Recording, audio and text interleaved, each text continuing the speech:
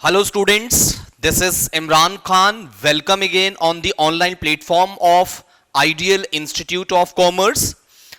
Students, आज जो हम बात करने वाले हैं इस क्लास के अंदर, वो हम बात करने वाले हैं 11th क्लास की इकोनॉमिक्स के बारे में कि 11th क्लास की जो इकोनॉमिक्स है हमारे पास वो क्या है और उस इकोनॉमिक्स के अंदर हमें बेसिकली क्या क्या स्टडी करना है, राइट।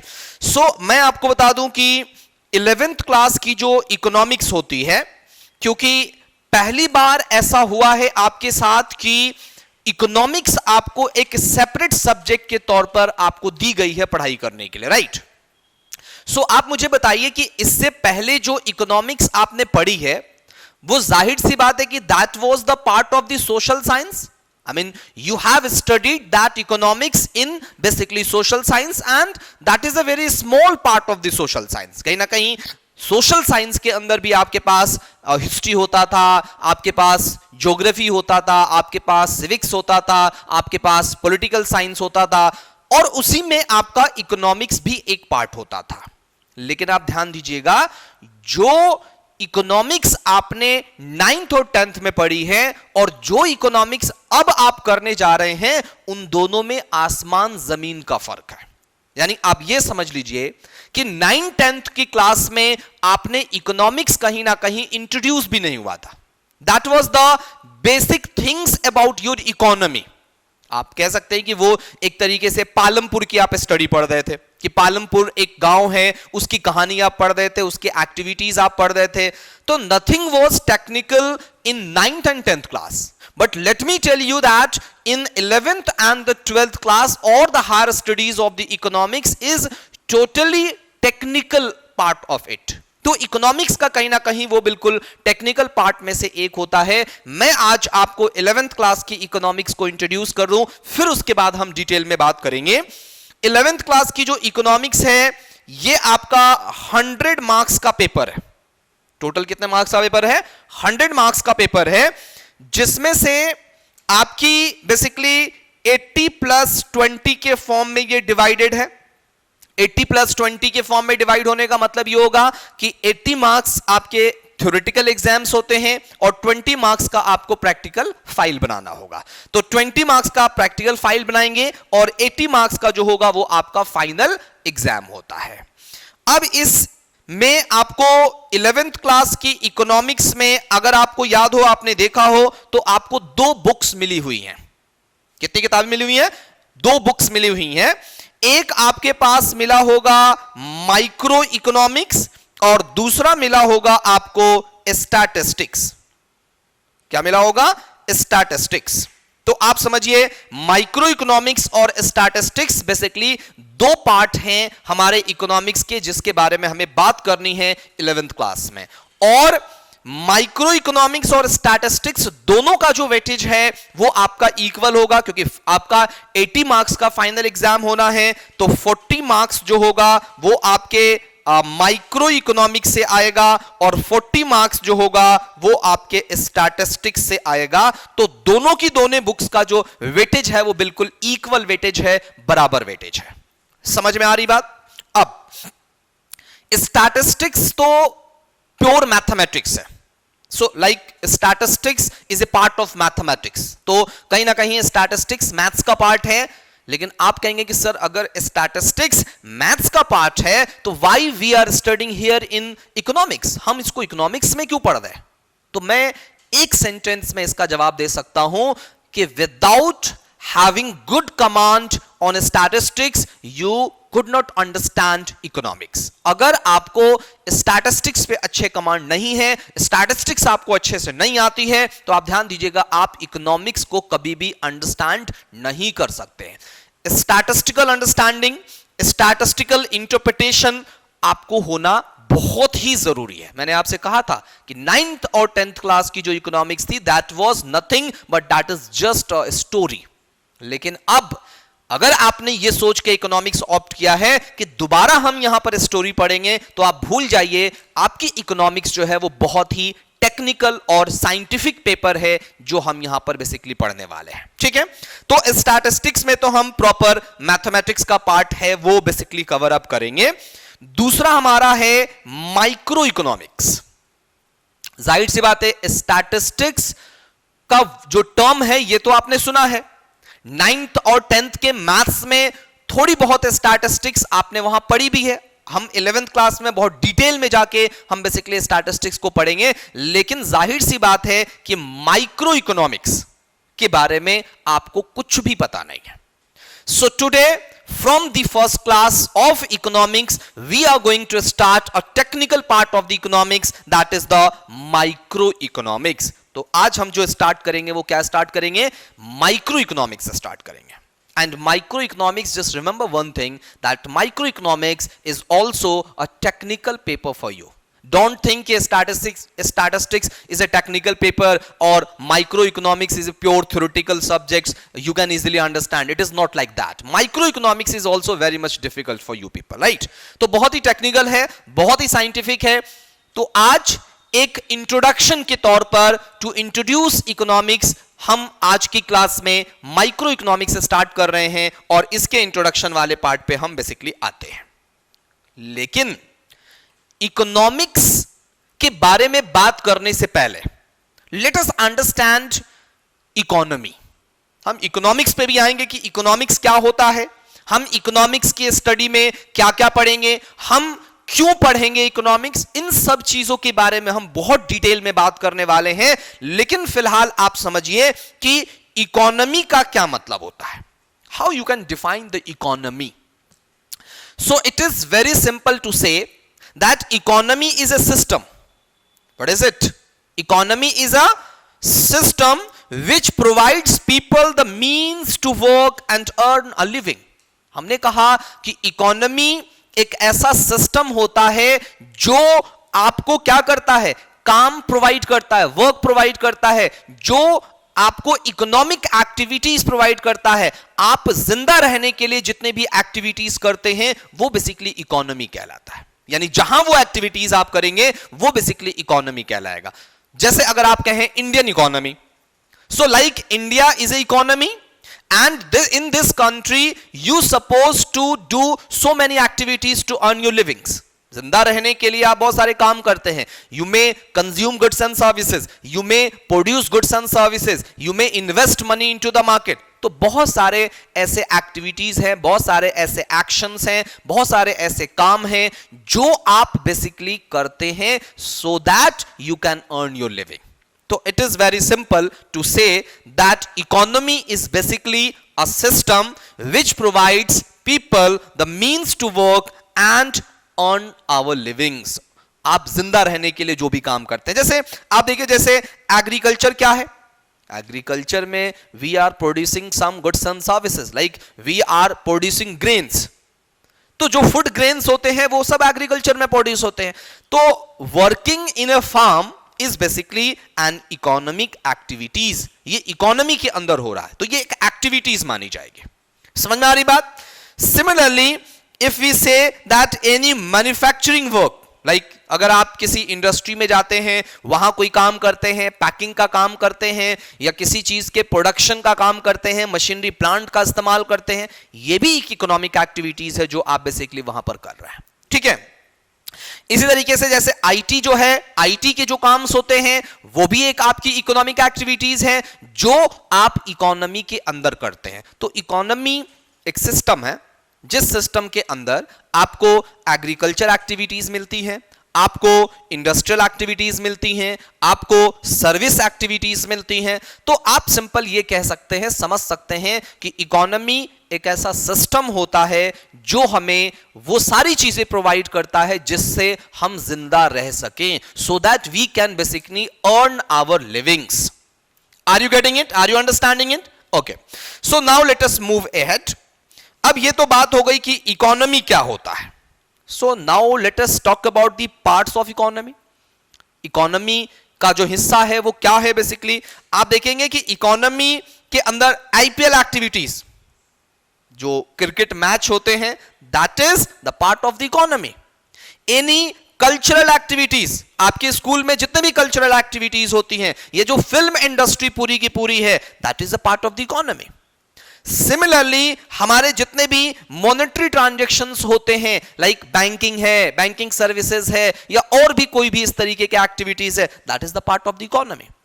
तो आप ध्यान दीजिएगा, जिंदा रहने के लिए, सरवाइव करने के लिए जितने भी आप काम करते हैं वो सब आप अपनी इकोनॉमी में करते हैं, और वो सारी एक्टिविटीज जो होती हैं वो आपकी इकोनॉमिक एक्टिविटीज मानी जाती हैं, and that will be the part of your economy. Any activities that you basically do to earn your living is a part of the economy, वो इकोनॉमी का हिस्सा बेसिकली माना जाता है। नाउ द क्वेश्चन अराइज कि आप इस economy के अंदर क्या करते हैं, What are the major function of the economy? So अगर आप फंक्शन की बात करते हैं, अगर आप काम की बात करते हैं, अगर आप एक्टिविटीज की बात करते हैं, तो we have 100 types of activities that we basically do in the economy. But the main function of the economy can be production, consumption, capital formation. एक इकोनॉमी के अंदर देखिए, एक आई थिंक मुझे याद है कि मेरे एक टीचर थे, उन्होंने कहा, जब मैं पहली बार यूनिवर्सिटी ऑफ दिल्ली में ग्रेजुएशन करने के लिए गया था, और I was not so much interested in economics but I get into that. मेरे घर वाले या और भी बहुत सारे लोग थे जो कहते थे कि इकोनॉमिक्स क्या, इकोनॉमिक्स में आप क्या पढ़ोगे, इकोनॉमिक्स तो बनियों का सब्जेक्ट है, आप कोई बढ़िया सब्जेक्ट पढ़ो, नवाबों वाला सब्जेक्ट पढ़ो। मेरे दिमाग के अंदर एक बहुत बड़ा डाउट था कि मैं इकोनॉमिक्स क्यों पढ़ रहा हूं। So in the first class in university of Delhi I asked this question to my professor कि sir can you tell me कि ये जो इकोनॉमिक्स की बात हम कर रहे हैं, दैट बहुत सारे लोग हैं जो ये कह रहे हैं कि इकोनॉमिक्स आप क्यों पढ़ रहे हो, और how it is related to our life. तो उन्होंने एक बात कही कि बेटा इकोनॉमिक्स एक ऐसी चीज है जिसको आप अपने लाइफ से अलग नहीं कर सकते। मैंने कहा सर कैसे? उन्होंने कहा कि इकोनॉमिक्स वहां से शुरू होती है जहां आप सोच भी नहीं सकते। उन्होंने कहा कि एक छोटा बच्चा जब पैदा होता है और वो बच्चा रोता है, उसकी मां उसको दूध पिलाती है, वो बच्चा चुप होता है, इकोनॉमिक्स यहां से शुरू होती है। इकोनॉमिक्स कहां से शुरू हुई? वहां से इकोनॉमिक्स शुरू हुई। क्यों? क्योंकि बच्चे को भूख लगी थी, उस बच्चे को जरूरत थी किस चीज की?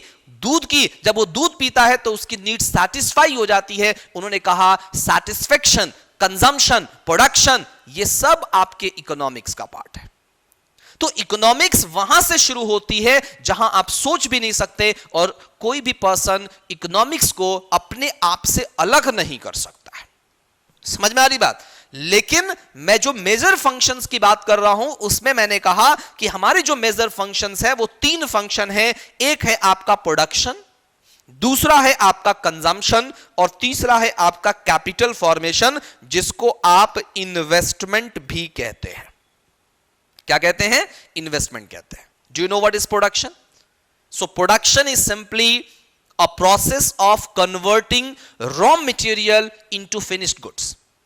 What is production? Production एक प्रोसेस होता है जिसमें you might have so much raw material and you basically convert that raw material into the usable items, into the finished goods. For example, मेरे पास कॉटन है, लेकिन मैं उस कॉटन को एक प्रोसेस में यूज करके और मैंने शर्ट बनाई, तो ये शर्ट जो है ये यूजेबल आइटम्स है, ये फाइनल आइटम्स है, ये अब मैं इसका इस्तेमाल कर सकता हूं। तो वो गुड्स जो मानी जाएगी, यानी ये जो पूरा का पूरा प्रोसेस होगा, ये आपका प्रोडक्शन होगा, और ये भी एक इकोनॉमिक एक्टिविटीज है। और इकोनॉमी का काम होता है गुड्स एंड सर्विसेज को प्रोड्यूस करना। सो दैट, तो ऑब्वियस सी बात है, if you not produce goods and services, how you earn your living? आप जिंदा कैसे रहेंगे? कमाएंगे कैसे? To earn money so that you can earn your livings, you must produce goods and services. Like what I am doing to you, I am providing services.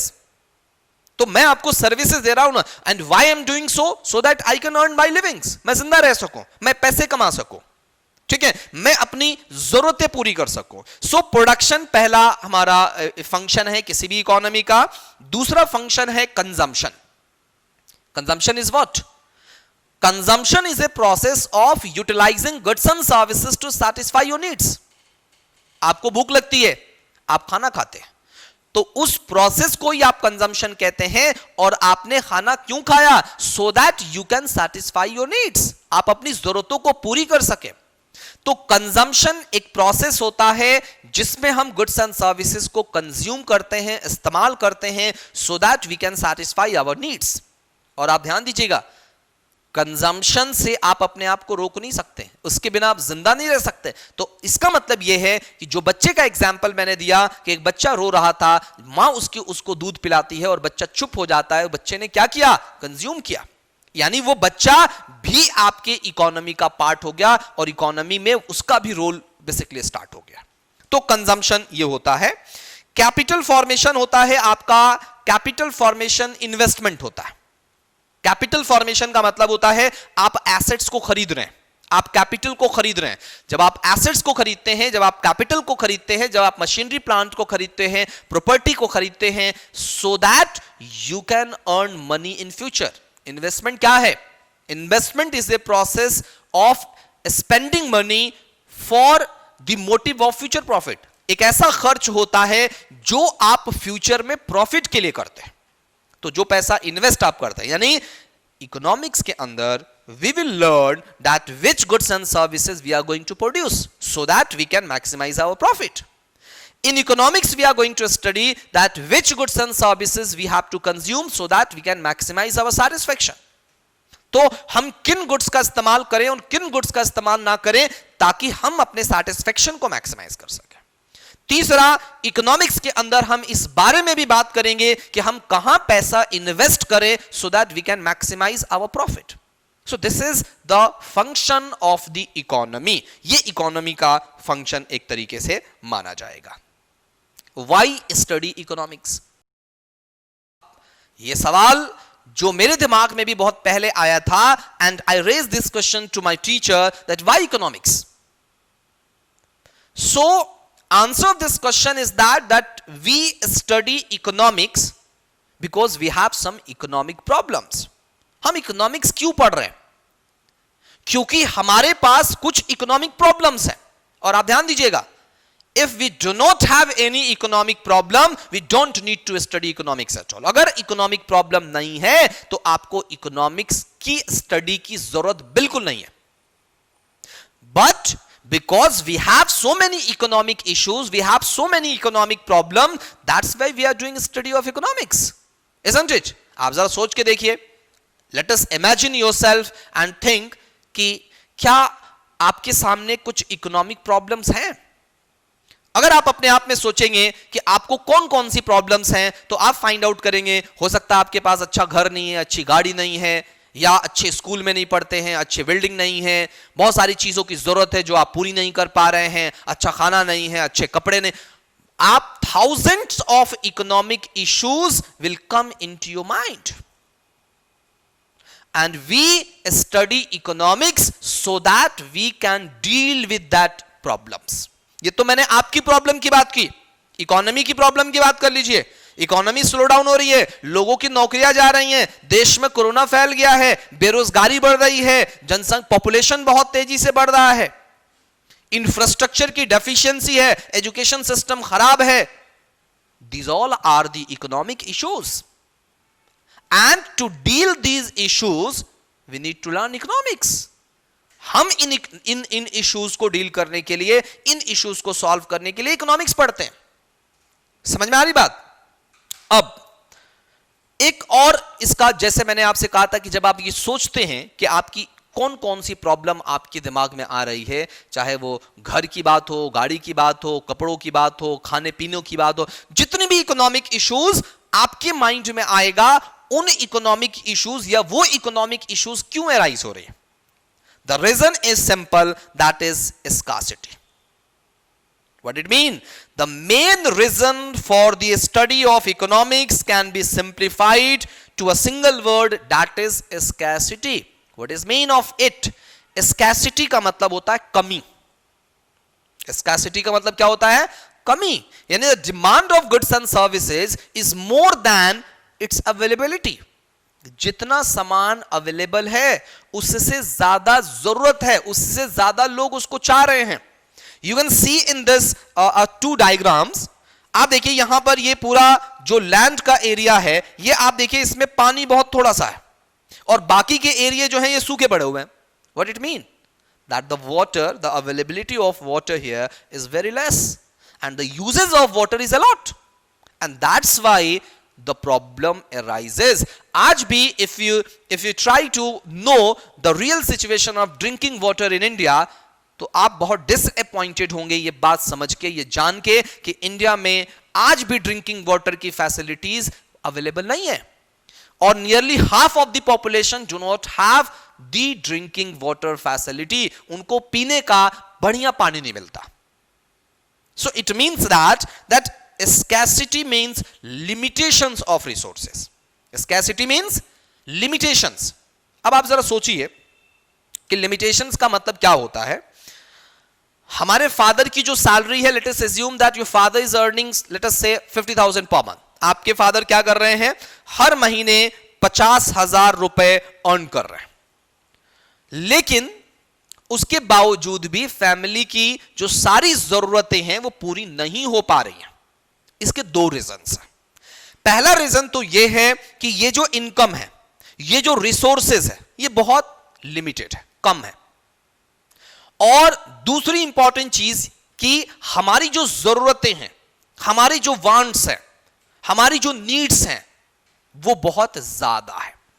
आप ध्यान दीजिएगा, आपकी जो आपकी जो वांट्स होती है ना, आपकी जो ख्वाहिश। अच्छा, एक let me clear one thing, there is a difference between needs and wants. आप मुझे बताइए नीड्स और वांट्स में क्या फर्क है? नीड्स जो होती हैं वो आपकी जरूरतें होती हैं, and needs means that you can not survive without it. इसके बिना आप सर्वाइव नहीं कर सकते। वांट्स का मतलब होता है आपकी ख्वाहिशें, इनके बिना आप सर्वाइव कर सकते हैं। For example, dal roti is your needs.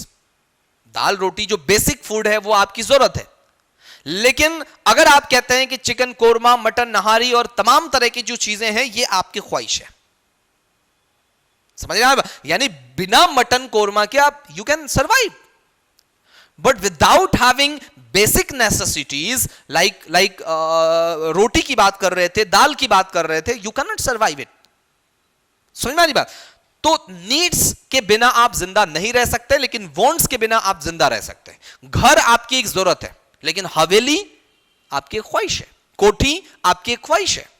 समझना नहीं बात? Difference between the needs and the wants. तो आपकी जो जरूरतें हैं, आपकी जो ख्वाहिशें हैं, उसकी कोई लिमिटेशन नहीं है, रिसोर्सेज आपके लिमिटेड है, और इसी सिचुएशन को हम स्कैसिटी की सिचुएशन कहते हैं। स्केयर का मतलब होता है कमी। सो इकोनॉमी के अंदर जितनी भी प्रॉब्लम्स एराइज होती हैं, उन प्रॉब्लम्स के एराइज होने के पीछे जो रीजन है वो है स्कार्सिटी का, यानी रिसोर्सेज हमारे सिस्टम में बहुत ही लिमिटेड हैं in comparison to our needs, in comparison to our wants. समझ रही बात? आगे देखिए, अब स्कार्सिटी क्या है जो मैं आपको डिफाइन भी कर रहा था। देख लीजिए क्या है scarcity. Like here it is a small fruit और vegetable, let us say anything, but the users are a lot. ये तो वही बात हो गई ना कि घर में पता लगे कि एक गिलास दूध है और पीने वाले 5 लोग हैं। So the problem will arise that who is going to have this milk. तो वहां तो प्रॉब्लम अराइज होगी। तो स्कार्सिटी का मतलब यही है कि जो ये रिसोर्सेज है, जो आइटम्स है, वो बहुत छोटा है, बहुत कम है, और जो यूजर्स हैं, जो इस्तेमाल करने वाले हैं, जो जरूरत वाले हैं, जो उसको कंज्यूम करना चाहते हैं, वो बहुत है। यही स्कार्सिटी है। I mean, this diagram basically defines a lot. See the definition. Scarcity refers to the limitation of supply in relation to demands for a commodity. कह रहा है कि scarcity क्या है? Limitations of supply. Limitations of supply का मतलब होगा कि उसका जो प्रोडक्शन है, जो उसकी अवेलेबिलिटी है, वो बहुत कम है, और जो डिमांड है वो उसकी बहुत ज्यादा है। So economics is concerned with the selection of resources under condition of scarcity. अब आपको क्या करना होता है कि इकोनॉमिक्स जो है वो इस चीज से रिलेटेड है कि उस लिमिटेड रिसोर्सेज में, उस स्कैर्सिटी के अंदर हम अपने रिसोर्सेज का सिलेक्शन किस तरीके से करेंगे। बहुत आसान सा एग्जांपल देता हूं। हमने आपसे कहा your father income is let us say 50,000 per month, like the family needs are a lot. हमें खाने पे भी खर्च करना है, हमें एजुकेशन पे खर्च करना है, हेल्थ पे खर्च करना है, क्लॉथिंग पे खर्च करना है, एंटरटेनमेंट पे खर्च करना है, हाउसिंग पे खर्च करना है। प्रॉब्लम क्या है? रिसोर्सेज जो इनकम है that is very limited, that is 50,000। लेकिन उस लिमिटेड, उस स्केर रिसोर्सेज में इकोनॉमिक्स का काम यह है कि हम इस 50,000 रुपीस का इस्तेमाल किस तरीके से करें, कहां कहां कितना पैसा हम इस्तेमाल करें, so that the needs of the family can be maximised, so that the satisfaction of the family can be maximized. So economics is basically concerned with it. Economics कहीं ना कहीं इस चीज से related है. So economics is concerned with selection of resources under condition of scarcity. Limited resources में economics का काम यह है कि उन resources को select करना कि कौन सा resources कहां पर इस्तेमाल किया जाएगा. आगे move करते हैं. Resources की मैं बात आपसे कर रहा था. अब सवाल यह भी बनता है कि सर ये रिसोर्सेज क्या है? आपने कहा ना कि भाई रिसोर्सेज जो हैं वो स्केर हैं और हमें उन रिसोर्सेज का इस्तेमाल करना है, लेकिन व्हाट आर दीज रिसोर्सेज? ये रिसोर्सेज है क्या? सो अगर मैं रिसोर्सेज की बात करता हूं तो I am talking about the factor of production that is called to be FOP. I am talking about the factor of production. Factor of production means what? Factor of production means that कि while producing any goods and services, the inputs that we used is basically the factor of production. किसी भी goods and services के production में जिन resources का, जिन inputs का हम इस्तेमाल करते हैं उनको हम factor of production कहते हैं. Factor of production can be land, जो आप production में use करेंगे, can be labor.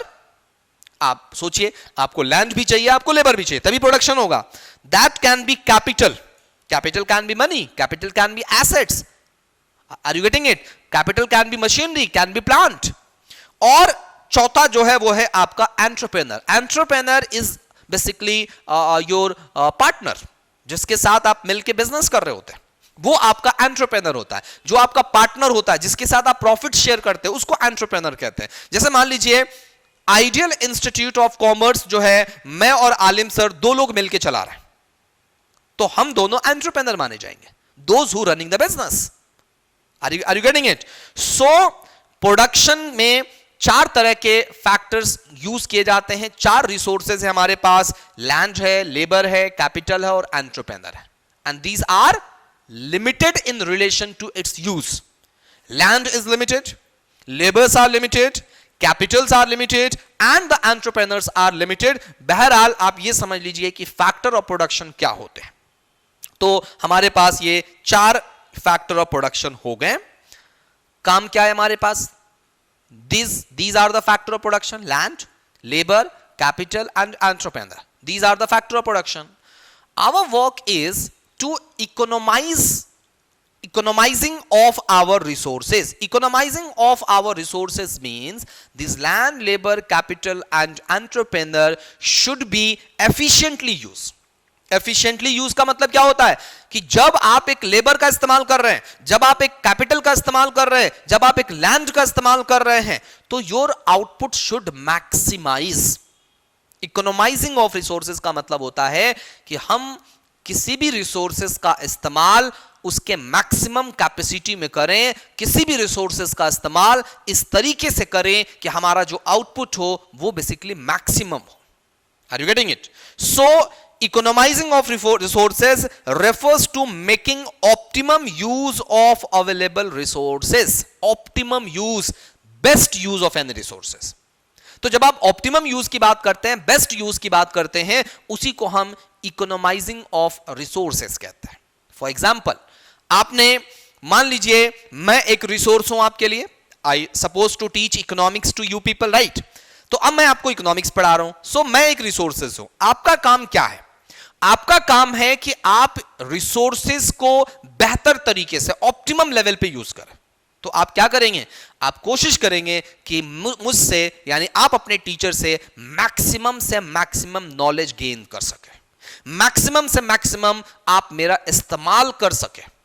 समझ में आ रही बात? तो इकोनोमाइजिंग ऑफ रिसोर्सेज का मतलब होता है कि किसी भी रिसोर्सेज का ऑप्टिमम यूज करना, बेहतर इस्तेमाल करना, मैक्सिमम कैपेसिटी तक आप उसका इस्तेमाल करना। ठीक है, तो उसको आप बेसिकली क्या कहते हैं, इकोनोमाइजिंग ऑफ रिसोर्सेज कहते हैं। अब क्योंकि हमने कहा कि economics is related to the economic problem, economics is related to the economic problem, so let us talk about the economic problem. economic problem क्या है? so economic problem की अगर आप बात करेंगे तो economic problem is basically the problem of choice. problem of choice क्या है? problem of choice सोचिए जरा, आप एक स्टूडेंट हैं, मान लीजिए महीने की आपको 500 रुपए पॉकेट मनी मिल रहा है, ठीक है, which is limited for you because you are getting only 500 pocket money for the entire month. अब इस 500 रुपए में आपको क्या करना है? इस 500 रुपए का इस्तेमाल करके आपको जो खाने का मन करेगा वो भी करना है, अपने ट्रैवल एक्सपेंसेस देखने हैं, आपको मोबाइल रिचार्ज करना है, इंटरनेट रिचार्ज करना है, दोस्तों को गिफ्ट देने हैं, तमाम तरह के खर्चे आपके सामने आते हैं। आते हैं कि नहीं आते हैं? लेकिन उस लिमिटेड 500 रुपए में आप अपनी सारी जरूरतों को पूरा नहीं कर सकते, तो आपको क्या करना पड़ता है? आपको चॉइस करना पड़ता है। यू हैव टू चूज कि अगर 500 रुपए है तो मैं इस महीने इसमें कहां खर्च करूं। अगर मान लीजिए 500 में आपने 400 रुपए का मोबाइल रिचार्ज कर लिया तो 100 रुपए में बाकी सारी जरूरतें पूरी नहीं होंगी। तो चॉइस करना पड़ता है, चूज करना पड़ता है, आपको देखना पड़ता है कि किन का इस्तेमाल करें और किन का इस्तेमाल ना करें। यही इकोनॉमिक प्रॉब्लम है और शायद यही वजह है कि आपका दिमाग में जो प्रॉब्लम्स आ रही थी कि अच्छा घर नहीं है, बड़ी गाड़ी नहीं है, अच्छे कपड़े नहीं है, अच्छे स्कूल में एडमिशन नहीं है, या whatever the issues that you are basically facing at your home, that is just because of the limitation of resources, unlimited of your wants. दो चीजें हैं, रिसोर्सेज लिमिटेड है, वांट्स जरूरतें अनलिमिटेड है। मैंने कहा 500 रुपए पॉकेट में नहीं है, लेकिन जरूरतें क्या है? मोबाइल रिचार्ज करना, ट्रैवल एक्सपेंस करना, खाने पीने पे खर्च करना, दोस्तों को गिफ्ट देना, 50 खर्चे हैं। इकोनॉमिक प्रॉब्लम कहां आई? अब आपको चूज करना है, आपको चॉइस करना है कि इस 500 रुपए को मैं कहां खर्च करूं। मैं इस 500 रुपए में मोबाइल रिचार्ज कराऊं, मैं इस 500 रुपए में दोस्त का बर्थडे है मैं उसमें गिफ्ट दूं, इस 500 रुपए में अपने खाने पीने की चीजों का पूरा करूं, या जो मुझे जरूरत है मैं उस पर खर्च करूं। So this is basically the main economic issues or main economic problem for any economy. आप फैमिली की बात करें, फादर 50,000 कमा रहे हैं तो उनको सोचना पड़ेगा कि फैमिली पे कितना खर्चा जाएगा, हेल्थ पे कितना खर्चा जाएगा, दोस्तों में कितना खर्चा जाएगा, कैरियर पे कितना खर्चा जाएगा, सर्वाइवल पे कितना खर्चा जाएगा। यही तो इशू है, उसमें से आपको चॉइस करना है। तो एक बेहतर पर्सन वो माना जाता है जो अपने इस लिमिटेड रिसोर्सेस का इस्तेमाल इस तरीके से करता हो कि वो उसकी जो जरूरतें हैं, उसकी जो फैमिली है, उसकी जो नीड्स है, उसको मैक्सिमम सैटिस्फाई कर सके। So economic problem is related to the problem of choice, right. चलिए, क्या रीजन है इकोनॉमिक प्रॉब्लम का? मैं डिस्कस कर चुका हूं, एक बार और बता दूं। Scarcity of resources, economic problem arise होने का जो पहला रीजन है वो ये है कि रिसोर्सेज क्या है? स्केयर है। स्केयर का मतलब होता है कि resources are limited in relation to their demands and economy can not produce all what people want. इसमें कहा कि रिसोर्सेज हमारे पास लिमिटेड है, लैंड, लेबर, कैपिटल, एंटरप्रेन्योर, लोगों की, और इस लिमिटेड रिसोर्सेज में लोगों की जो जरूरतें हैं, लोगों की जो डिमांड है वो बहुत ज्यादा है। एक इकोनॉमी उस लिमिटेड रिसोर्सेज का इस्तेमाल करके सारी गुड्स एंड सर्विसेज का प्रोडक्शन नहीं कर सकती जो लोग चाह रहे हैं, ठीक है। So because the economic problem arises, the first reason to arise the economic problem is the scarcity of resources. ठीक है, समझ में आ रही बात? दूसरा रीजन है अनलिमिटेड वांट्स। रिसोर्सेज लिमिटेड है, लोगों की जो जरूरतें हैं वो बहुत सारी हैं, और इसमें क्या कहा गया है कि human wants are never ending. आपकी जरूरतें कभी पूरी नहीं होती। आज आप मान लीजिए आप घर से हमारे इंस्टीट्यूट साइकिल से आ रहे हैं तो आपकी ख्वाहिश होगी यार एक बाइक मिल जाता तो मजा आता, बाइक मिल जाए तो आपकी ख्वाहिश होगी यार एक छोटी कार मिल जाती तो मजा आता, मारुति 800 ही सही, मारुति 800 मिल जाएगा तो आपकी ख्वाहिश होगी यार i10 मिलता तो अच्छा होता, i10 मिलेगा तो होंडा सिटी, मर्सिडीज, और इस तरीके से ये बढ़ती बढ़ती बढ़ती बढ़ती चली जाएगी। It's never ending process. तो आपकी जो वांट्स होती है वो कभी भी फुलफिल नहीं होती, कभी पूरी नहीं होती है, नेवर एंडिंग प्रोसेस है। I mean they can never be fully satisfied. As soon as one want is satisfied another new wants emerges. एक को पूरा करोगे दूसरा आ जाएगा, दूसरे को पूरा करोगे तीसरा आ जाएगा। तो दूसरा इकोनॉमिक प्रॉब्लम एराइज होने का जो दूसरा मेन रीजन है वो है आपका अनलिमिटेड ह्यूमन वांट्स। आपकी जरूरतें देख लीजिए, बंगला चाहिए, गाड़ी चाहिए, परिवार चाहिए, दुनिया भर की चीजें हैं, सोशल नेटवर्किंग साइट है, अब ये सब आपकी जो है वो जरूरतों में से आता है। ये दूसरा इशू है। तीसरी problem, what is the third reason behind the economic problem? The third reason is alternative uses. What it mean कि किसी भी रिसोर्सेज का सिर्फ एक इस्तेमाल नहीं है। भाई मान लीजिए अगर मेरे पास एक लैंड है तो क्या इस लैंड का इस्तेमाल सिर्फ मैं वीट के प्रोडक्शन के लिए कर सकता हूं? ऑब्वियस सी बात है नहीं। In this land we can produce rice, we can produce onion, we can produce potatoes, we can produce other 100 other commodities into this resources. तो पहली चीज हमने कहा कि रिसोर्सेज जो है वो बहुत थोड़ा सा है, लिमिटेड है। लोगों की जो जरूरतें हैं वो बहुत सारी हैं जिसकी कोई लिमिट नहीं है। और जो रिसोर्सेज, जितना रिसोर्सेज अवेलेबल है उन रिसोर्सेज के ऑल्टरनेटिव यूजेस भी अवेलेबल है।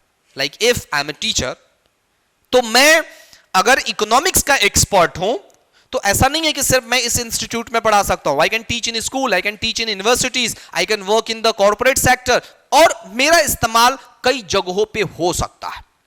इसी तरीके से हर रिसोर्सेज के ऑल्टरनेटिव यूजेस भी होते हैं। तो आप ध्यान दीजिएगा, इकोनॉमिक प्रॉब्लम एराइज होने के 3 रीजंस हैं। पहला लिमिटेशन ऑफ रिसोर्सेज, दूसरा अनलिमिटेड वांट्स, और तीसरा that alternative uses of the resources. ठीक है, ये 3 वजहों से आपके सिस्टम में, आपके इकोनॉमी में तमाम तरह की जो इकोनॉमिक प्रॉब्लम होती हैं वो एराइज होती हैं। ठीक है, लेट अस मूव फॉरवर्ड। अब क्योंकि हमने आपसे कहा था कि economics is a study of economic problem, problem की बात कर ली हमने। Problem is arising because of the scarcity, scarcity की वजह से प्रॉब्लम एराइज होती है। प्रॉब्लम है क्या? Problem is the problem of choice, choice की प्रॉब्लम है।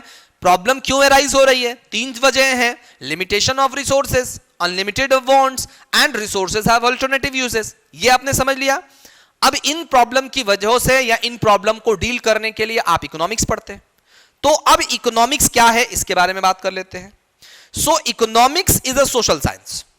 आप जानते हैं क्योंकि आपने 9th 10th में सोशल साइंस के अंदर ही इकोनॉमिक्स को पढ़ा है। कह रहे कि economics is a social science which studies the way a society choose to use its limited resources which have alternative uses to produce goods and services and distribute them among the different groups of people। कह रहा है कि economics एक social science की study है जिसमें एक society अपने लिमिटेड रिसोर्सेज को इस तरीके से इस्तेमाल करता है जिन रिसोर्सेज का ऑल्टरनेटिव यूजेस हैं, तो उन ऑल्टरनेटिव यूजेस और लिमिटेड रिसोर्सेज का इस तरीके से इस्तेमाल करके गुड्स एंड सर्विसेज को प्रोड्यूस करता है ताकि देश में जो डिफरेंट ग्रुप्स ऑफ पीपल है उनकी जरूरतों को पूरा किया जा सके। सो economics is related to its economic issues which is limitation of resources, unlimited of wants and their alternative uses। तो इकोनॉमिक्स को बेसिकली उसी फॉर्म में डिफाइन किया गया है। समझ में आ गई बात? आगे मूव करते हैं। अब ये बहुत इंपॉर्टेंट पार्ट यहां से शुरू होता है जो एग्जाम में बड़े क्वेश्चंस के फॉर्म में पूछा जाता है। इकोनॉमिक्स के बेसिकली ब्रॉड लेवल पे 2 ब्रांचेस हैं जिसमें से एक ब्रांच 11th क्लास में आपको मिलेगा और दूसरा branch you will find in the 12th class, right. पहला हमारा है माइक्रो इकोनॉमिक्स और दूसरा है मैक्रो इकोनॉमिक्स। माइक्रो इकोनॉमिक्स आप 11th क्लास में पढ़ेंगे, मैक्रो इकोनॉमिक्स आप 12th क्लास में पढ़ेंगे। ठीक है, what is micro and macro? To understand the difference between micro and macro, look to the diagrams. आप जरा इन दोनों डायग्राम्स पर नजर डालिए, क्या फर्क लग रहा है आपको? What is the difference? यहां पर एक सिंगल पेड़ है और यहां पर क्या है? यहां बहुत सारे पेड़ हैं. मतलब यह कि माइक्रो इकोनॉमिक्स उन इश्यूज को डील करता है जो इंडिविजुअल का है. किसी एक फॉर्म की प्रॉब्लम, किसी एक कंज्यूमर की प्रॉब्लम, किसी एक प्रोड्यूसर की प्रॉब्लम को हम कहां डील करेंगे? हम माइक्रो इकोनॉमिक्स के अंदर डील करेंगे. हम अभी डिटेल में बात करेंगे इसके बारे में, लेकिन फिलहाल आप यह समझ लीजिए कि माइक्रो इकोनॉमिक्स किसी इंडिविजुअल यूनिट के बारे में बात करेगा और macro economics all the units के बारे में बात करेगा, सारी यूनिट्स के बारे में बात करेगा, एग्रीगेट यूनिट के बारे में बात करेगा. लेकिन क्योंकि हमें माइक्रो इकोनॉमिक्स पे ज्यादा फोकस करना है, तो let us come to the micro economics first. What is micro economics? क्या होता है माइक्रो इकोनॉमिक्स? समझिए जरा आप इसको. ये जो माइक्रो इकोनॉमिक्स टर्म है, यानी जो माइक्रो टर्म है, ये बेसिकली एक ग्रीक का वर्ड है माइक्रोज. That is a Greek word माइक्रोज, और उसी ग्रीक वर्ड से माइक्रो बना है और जिसका मतलब होता है स्मॉल. माइक्रोज का मतलब होता है स्मॉल, और माइक्रोज is a Greek word and micro is derived from that Greek words माइक्रोज, जिसका मतलब होता है स्मॉल, छोटा. ठीक है, जैसे हमने पिछले एग्जांपल में देखा ना, ये एक छोटा सा पेड़ है और यहां बहुत सारे पेड़ है, तो वो कहीं ना कहीं आप उससे रिलेट कर सकते हैं. दूसरी चीज, micro economics is the study of economy at the level of individual. Micro economics की जो स्टडी है, या माइक्रो इकोनॉमिक्स के अंदर जो हम बात करेंगे, वो बात करेंगे इंडिविजुअल लेवल की प्रॉब्लम की. सिर्फ उन प्रॉब्लम्स को हम यहां पर डील करेंगे जो किसी इंडिविजुअल की प्रॉब्लम. ठीक है. It also analyse the behaviour of individual household, industries, market, labour unions, trade associations. ये कह रहा है कि हम माइक्रो इकोनॉमिक्स के अंदर यह भी एनालाइज करेंगे कि किसी हाउसहोल्ड का बिहेवियर कैसा होता है, किसी इंडस्ट्रीज का बिहेवियर कैसा होता है, मार्केट का बिहेवियर कैसा होता है, लेबर यूनियंस किस तरीके से काम करते हैं, ट्रेड एसोसिएशंस कैसे चलते हैं. तो ये सब that is basically the part of the individual unit and that will be the part of your micro economics. Right. अब how to define micro economics? So the definition of the microeconomics, which is been given by K.E. Balding, he says that microeconomics is the study of particular firm, particular household, individual prices, wages, income, individual industries, particular commodities. यानी मैं simple ये कह सकता हूं कि micro economics studies the economic issues at individual level. That might be a particular firm, वो कोई एक particular firm हो सकता है. ठीक है. या that might be a particular household, that might be that individual prices, that how to price the determine of a particular goods, वो भी माइक्रो इकोनॉमिक्स में होगा. वेजेस कैसे तय होंगी, इनकम कैसे तय की जाएंगी, इनकम कितना देना है, इंडिविजुअल इंडस्ट्रीज की स्टडी, या फिर किसी पर्टिकुलर कमोडिटीज के प्रोडक्शन कंजम्पशन से related study. That will be the part of the microeconomics. So simplify it into your mind that microeconomics, or in microeconomics, we deals with all those economic issues at individual level. ठीक है. तो individual level की जितनी भी economic issues होगी, उन economic issues को हम माइक्रो इकोनॉमिक्स में डील करेंगे. अब यहां पर एक इंपॉर्टेंट क्वेश्चन बनता है, that will be in 4 marks. 4 number में यह क्वेश्चन बनता है. क्वेश्चन आता है कि what is the difference between micro economics and macro economics. Micro और मैक्रो, ये वाला आप 11th में पढ़ रहे हैं जिसके बारे में हमने बात की थी, और मैक्रो जो कि 12th में हम पढ़ेंगे. लेकिन we should know the difference between micro and macro. पहला डिफरेंस देखिए, हमने आपसे कहा था कि micro economics deals with the behaviour of individual economics unit. Micro economics के अंदर हम इंडिविजुअल इकोनॉमिक यूनिट्स के बिहेवियर के बारे में बात करेंगे, चाहे वो एक फर्म की बात हो, एक बायर की बात हो, एक सेलर की बात हो, एक मार्केट की बात हो, एक इंडस्ट्रीज की बात हो, एक ट्रेड यूनियन की बात हो, वो सब इंडिविजुअल यूनिट है और वो उन सब के बिहेवियर, उन सब से रिलेटेड प्रॉब्लम की जो डिस्कशन है, जो इश्यूज है, वो हम माइक्रो इकोनॉमिक्स के अंदर डील करेंगे। जबकि macro economics is the study of the economy as a whole. Macro economics के अंदर हम उन इश्यूज के बारे में बात करेंगे जो पूरे इकोनॉमी की इश्यू है, जो पूरे सिस्टम की प्रॉब्लम है, जो सिर्फ मेरी और आपकी प्रॉब्लम ना हो, पूरी इकोनॉमी की प्रॉब्लम हो। तो economy as a whole level की जो प्रॉब्लम है वो बेसिकली हम मैक्रो इकोनॉमिक्स के अंदर डील करेंगे। तो पहला डिफरेंस क्या हो गया कि micro economics deals with the behaviour of individual economic unit, macro economics is the study of economy as a whole. यहां इंडिविजुअल की बात करेंगे, यहां पूरी इकोनॉमी की बात करेंगे। जैसे demand and supply. So demand of this pen, supply of this pen, I am talking about the demand or the supply of a single commodity। मैं एक commodity की बात कर रहा हूं, तो वो individual unit हो जाएगा। अभी हम इन टॉपिक को बहुत डिटेल में पढ़ने वाले हैं, डिमांड एंड सप्लाई के टॉपिक को। तो demand for a pen, demand for this shirt, demand for a particular commodity will be the study part of micro economics. जबकि मैक्रो इकोनॉमिक्स में क्या आएगा, एग्रीगेट डिमांड और एग्रीगेट सप्लाई। एग्रीगेट डिमांड का मतलब demand of total units in the economy. अगर एक इकोनॉमी में 1000 तरह के गुड्स प्रोड्यूस हो रहे हैं तो उन 1000 तरह के गुड्स की डिमांड की हम बात कर रहे हैं। पर्टिकुलर यूनिट के बारे में बात नहीं करेंगे, टोटलिटी के बारे में बात करेंगे, एग्रीगेट के बारे में बात करेंगे। कहां पर, मैक्रो इकोनॉमिक्स के अंदर। तो माइक्रो में डिमांड एंड सप्लाई की बात करेंगे, मैक्रो में एग्रीगेट डिमांड और एग्रीगेट सप्लाई की बात करेंगे आप।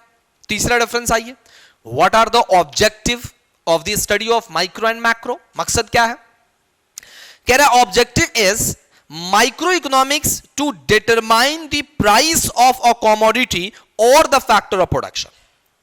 माइक्रो इकोनॉमिक्स का ऑब्जेक्टिव होता है कि how to determine the price of a particular commodity or the price of any factor of production। मान लीजिए मैं इस पेन का प्रोडक्शन कर रहा हूं, तो इस पेन की प्राइस कितनी होनी चाहिए, मैं इसकी प्राइस कैसे तय करूंगा, ये आप कहां पढ़ेंगे, ये आप माइक्रो इकोनॉमिक्स के अंदर पढ़ेंगे। या अगर कोई एक पर्टिकुलर फैक्टर ऑफ प्रोडक्शन है, सपोज लैंड है तो उसका रेंट कितना होना चाहिए, लेबर है तो उसको वेजेस कितना देना चाहिए, पैसा उधार लिया है तो उस पर इंटरेस्ट कितना देना होगा, अगर आपने कोई पार्टनर रखा हुआ है, एंटरप्रेन्योर है, तो उसको आपको अपने प्रॉफिट में से कितना शेयर करना है, ये सब जो डिटर्मिनेशन होगा ये आप माइक्रो इकोनॉमिक्स के अंदर पढ़ेंगे।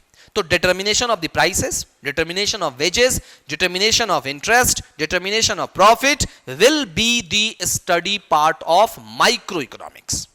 समझ में आ रही बात।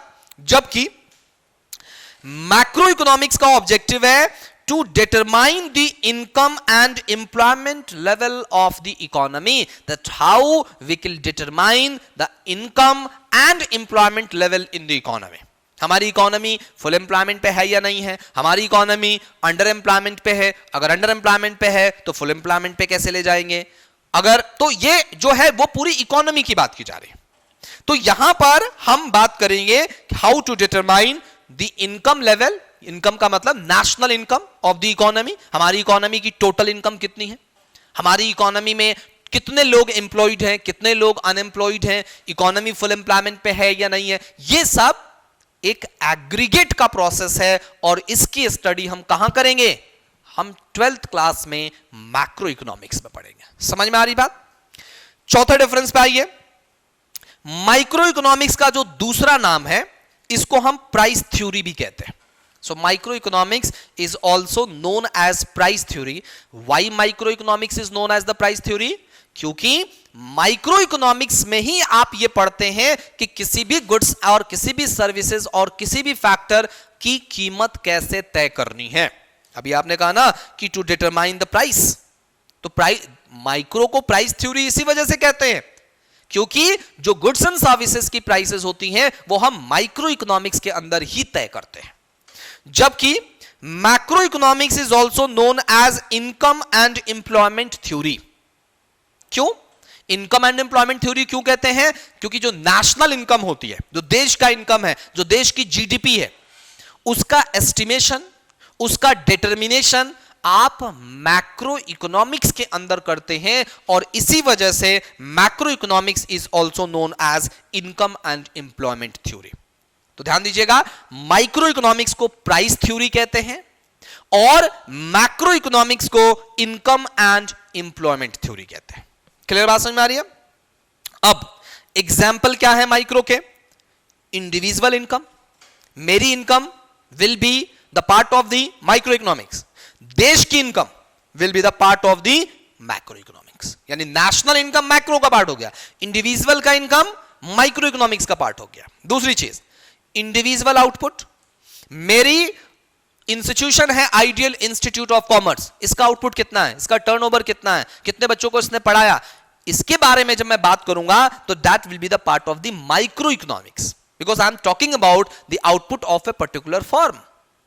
लेकिन अगर मैं नेशनल आउटपुट की बात करूं, अगर मैं कहूं कि देश का जीडीपी कितना है, तो GDP is basically the total output of the economy, तो that will be the part of macro economics. समझा रही बात? एग्रीगेशन क्या है? कह रहा है कि it involves limited degree of aggregation. Totality की बात करते हैं तो जो टोटलिटी होता है वो बहुत लिमिटेड होता है इसमें, ठीक है, लेकिन जो मैक्रो होता है वो तो एग्रीगेट ही होता है। तो यहां पे कह रहा है कि it involve the higher degree of aggregation, यहां मैक्सिमम जो यूनिट होता है वो एग्रीगेट में ही होता है, जबकि माइक्रो में बहुत कम ऐसे आपको टॉपिक मिलेंगे जो आपको एग्रीगेट में नजर आएंगे। तो यहां पर एग्रीगेशन की जो डिग्री होती है वो बहुत लिमिटेड होती है। So I think now you are able to understand the difference between microeconomics और macroeconomics।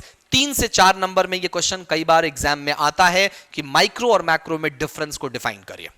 तो ये बात समझ में आ गई कि माइक्रो और मैक्रो में क्या डिफरेंसेस है। ये डिफरेंसेस आप अच्छे से नोट कर लेंगे और इसको तैयार कर लेंगे, ठीक है। Let us move to the next question.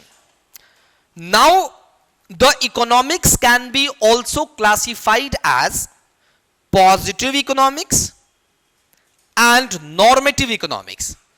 दूसरा इंपॉर्टेंट क्वेश्चन मैं आपके सामने डिस्कस करने जा रहा हूं, जो एग्जाम में यह भी क्वेश्चन 3 या 4 नंबर में कई बार एग्जाम में पूछा जाता है। एंड व्हाट इज इट, कि what is the difference between positive economics and normative economics. Positive और नॉर्मेटिव में क्या डिफरेंस है, बात करिएगा जरा। पॉजिटिव इकोनॉमिक्स क्या है, पॉजिटिव इकोनॉमिक्स क्या होता है? आई थिंक मैं इस वाले बिहेवियर पे बाद में आऊंगा, पहले आप ये देख लीजिए पॉजिटिव इकोनॉमिक्स क्या होता है। Positive economics basically it deals with the things as they are. कह रहा है कि किसी भी ऐसी चीज को डील करना जो जैसे है या जैसे था या जैसे होगा। फॉर एग्जाम्पल, अगर मैं आपसे कहता हूं कि हमारे कंट्री की पॉपुलेशन 2011 में 121 करोड़ पॉपुलेशन थी, तो I am presenting the fact as it is. जो सच्चाई है, जो पॉइंट है, जो टॉपिक है, जो चीज है, उसको मैं एज इट इज रख रहा हूं। यह पॉजिटिव इकोनॉमिक्स हुआ। अगर मैं कहता हूं यह क्या था उसके बारे में मैंने बात की, अगर मैं आपसे कहता हूं कि अभी देश की पॉपुलेशन 130 करोड़ है, तो क्या है मैं उसके बारे में बात कर रहा हूं, ठीक है।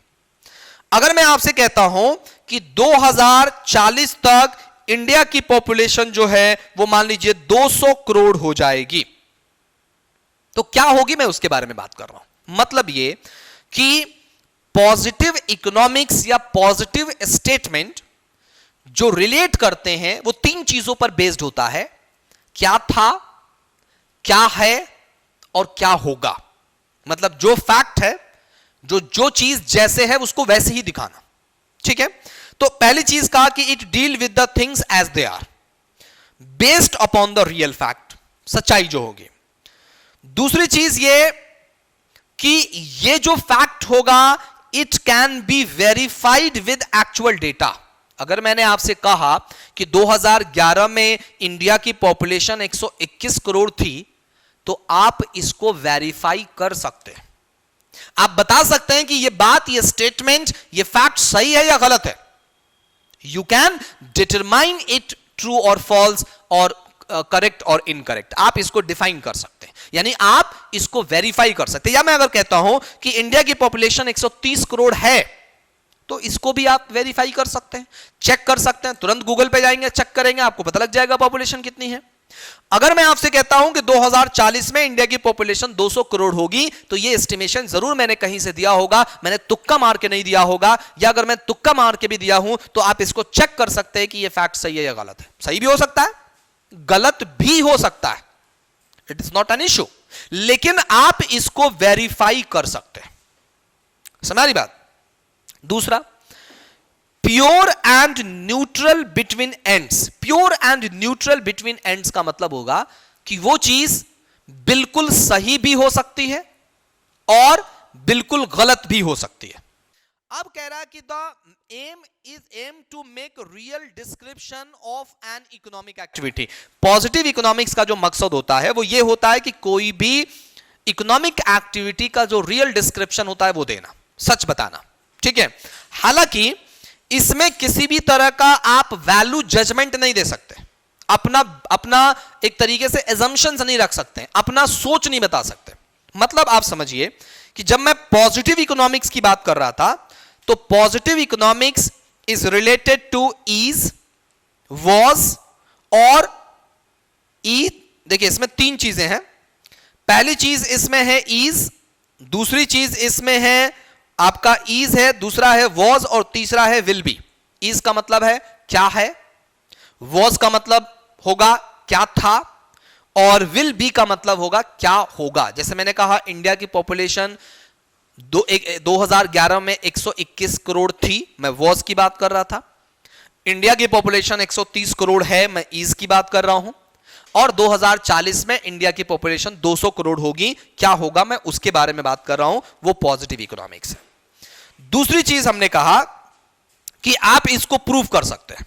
प्रूफ का मतलब होगा आप इसको वेरीफाई कर सकते हैं कि यह स्टेटमेंट सही है या गलत है। सही भी हो सकता है और गलत भी हो सकता है, ठीक है। तो ये जो चीजें होती हैं ये बेस्ड होती हैं किसके ऊपर, फैक्ट के ऊपर। जो सच्चाई होती है उसके ऊपर बेसिकली बेस्ड होती है। ये तो बात हो गई हमारे पॉजिटिव इकोनॉमिक्स की, कि पॉजिटिव इकोनॉमिक्स और पॉजिटिव स्टेटमेंट जो होता है वो रिलेट करता है कि व्हाट इज, व्हाट वाज और व्हाट विल बी, क्या था, क्या है और क्या होगा। जो भी हमारी इकोनॉमिक सिचुएशन है उसके रियल पिक्चर को हम बेसिकली यहां पर डिस्क्राइब करते हैं, और आप इसको वेरीफाई कर सकते हैं कि ये जो रियल पिक्चर है, ये जो स्टेटमेंट है, ये सही है या गलत है। आप यहां कोई वैल्यू जजमेंट नहीं कर रहे हैं, आप यहां पर कोई अपना व्यू नहीं दे रहे हैं, आप यहां पर कोई अपना सजेशन नहीं दे रहे हैं। ये सब आपका पॉजिटिव इकोनॉमिक्स का हिस्सा माना जाएगा। जबकि नॉर्मेटिव इकोनॉमिक्स रिलेट करता है वो आउट टू बी और शुड बी, क्या होना चाहिए। भाई अगर मैंने कहा कि इंडिया की पॉपुलेशन 2040 में 200 करोड़ होगी, ये पॉजिटिव है। क्या था, क्या है और क्या होगा, ये पॉजिटिव है। लेकिन अगर मैं आपसे कहता हूं कि नहीं 200 करोड़ नहीं होने चाहिए, 150 करोड़ होने चाहिए, तो अब जो मैं अपना व्यू रख रहा हूं यहां पे, वो बेसिकली नॉर्मेटिव इकोनॉमिक्स का पार्ट है। Normative economics is related to be any statement which relate to what ought to be, क्या होना चाहिए। और जब आप कहते हैं क्या होना चाहिए, तो आप इसको प्रूव नहीं कर सकते, आप इस स्टेटमेंट को सही या गलत नहीं ठहरा सकते, आप इसको वेरीफाई नहीं कर सकते। सही भी हो सकता है, गलत भी हो सकता है। जैसे मैं अगर आपसे कहता हूं कि इंडिया में सपोज करिए इस एजुकेशन को बढ़ावा देने के लिए सरकार स्कॉलरशिप दे रही है, तो सरकार स्कॉलरशिप दे रही है, this is a positive economics जो है उसको मैंने बताया। लेकिन अगर आप कह रहे हैं कि सरकार को स्कॉलरशिप देना बंद कर देना चाहिए, बंद कर देना चाहिए, व्हाट आउट टू बी कि जब आप बात कर रहे हैं, क्या होना चाहिए कि जब आप बात कर रहे हैं, तो वो किस में आ जाएगा, वो नॉर्मेटिव इकोनॉमिक्स के अंदर आ जाएगा, और आप इसको सही या गलत नहीं ठहरा सकते, हो सकता है अपने हिसाब से सही हो सकता है मेरे हिसाब से गलत हो, तो आप उसको सही या गलत के टर्म में डिफाइन नहीं कर सकते, ना ही इसको वेरीफाई कर सकते हैं, क्योंकि ये उसका वैल्यू जजमेंट है, ये उसकी अपनी सोच है, ये उसकी अपनी बिहेवियर है। ठीक है, आइए डिफरेंस देख लेते हैं। हमने कहा पॉजिटिव इकोनॉमिक्स में हमने कहा it deals with the thing as they are, जो चीज जैसे है वैसे दिखाना पॉजिटिव होता है और ये बेस्ड होता है रियल फैक्ट पे। नॉर्मेटिव क्या है? It deals with the things as they should be, ये डील करता है उन चीजों को जैसा होना चाहिए, जैसा है नहीं, जैसा होना चाहिए। ठीक है, बेस्ड अपॉन इंडिविजुअल ओपिनियन, हमारे अपने सोच पर यह बेस्ड होता है। ठीक है, तीसरी चीज कह रहा है वेरिफिकेशन। पॉजिटिव इकोनॉमिक्स या पॉजिटिव स्टेटमेंट को आप वेरीफाई कर सकते हैं एक्चुअल डेटा पे, एक्चुअल डेटा यूज करिए और आप उसको वेरीफाई कर लीजिए, जबकि नॉर्मेटिव इकोनॉमिक्स या नॉर्मेटिव स्टेटमेंट को आप वेरीफाई नहीं कर सकते, क्योंकि वो उसकी अपनी सोच है, आप उसको वेरीफाई नहीं कर सकते। ठीक है, उसके बाद कह रहा है कि this is pure and neutral between ends, ये बिल्कुल सच चीज है, जबकि ये क्या है? ये एक सजेशन है, ये एक ऑप्टिमम नेचर है, ये लोगों का सुझाव हो सकता है, ऑप्टिमम लेवल हो सकता है। सचिन अच्छी बैटिंग करता है, सचिन तेंदुलकर जैसा है वो मैंने वैसे बता दिया, लेकिन अगर आप कहते हैं कि सचिन को ऐसा होना चाहिए, तो आप नॉर्मेटिव इकोनॉमिक्स की बात कर रहे हैं, आप अपने सजेशन की बात कर रहे हैं, आप हो सकता है कि उसके ऑप्टिमम लेवल की बात कर रहे हो। ठीक है, पर्पस क्या है? पॉजिटिव इकोनॉमिक्स का पर्पस है कि it aims to make real description of an economic activity, किसी भी इकोनॉमिक एक्टिविटी का जो रियल डिस्क्रिप्शन होता है उसको बताना इसका मकसद होता है, जबकि नॉर्मेटिव इकोनॉमिक्स का मकसद होता है it aims to determine the ideals. आप एक आइडियल सिचुएशन को डिटरमाइन करना चाहते हैं, जो है नहीं, करना चाहते हैं, तो वो नॉर्मेटिव का पार्ट होगा। जो वैल्यू जजमेंट की बात होगी तो पॉजिटिव इकोनॉमिक्स में कोई वैल्यू जजमेंट नहीं आता, जो चीज फैक्ट है वो आप फैक्ट को प्रेजेंट कर रहे हैं। वैल्यू जजमेंट जो होता है वो किसमें होता है? वो नॉर्मेटिव इकोनॉमिक्स का पार्ट है। तो नॉर्मेटिव इकोनॉमिक्स में आप अपनी जजमेंट दे रहे हैं, आप अपना व्यू दे रहे हैं, आप अपनी जो सोच है उसके बारे में बता रहे हैं। तो आई थिंक आपको यहां तक ये क्लियर होगा कि positive economics and normative economics में क्या डिफरेंस है। दो तीन इंपॉर्टेंट चीज आज हम लोगों ने इस क्लास में डील की। इकोनॉमिक्स क्या है, इकोनॉमिक्स क्यों पढ़ते हैं, इकोनॉमिक प्रॉब्लम्स क्या हैं, क्यों एराइज होती हैं, माइक्रो इकोनॉमिक्स मैक्रो इकोनॉमिक्स में difference, positive economics normative economics में डिफरेंस, यहां तक कि ये चीजें हम लोग कर चुके हैं। ये चीजें अब आपको अच्छे से तैयार करनी है। बहुत ज्यादा यहां पे आपको सोचना नहीं है कि हर चीज आपको नोट करनी है। हर वीडियो के साथ मैं एक पीडीएफ अटैच करूंगा जिसमें जो जो चीजें मैंने पढ़ाई है उसका नोट्स आपको मिल जाएगा, तो बहुत ज्यादा टेंशन लेने की जरूरत नहीं है। हम आगे बहुत स्मूथली इन चीजों को कंटिन्यू करेंगे, लेकिन एक क्लास में मैं जितना आपको करा रहा हूं वो उसको आप कंप्लीट करेंगे, तैयार करेंगे, अगली क्लास में उसको नहीं टालेंगे, अदरवाइज आपके लिए बर्डन जो होगा वो बढ़ता चला जाएगा। सो आज की क्लास के लिए इतना ही, मिलते हैं अगली क्लास में एक नए टॉपिक के साथ। तब तक के लिए all the best, thank you.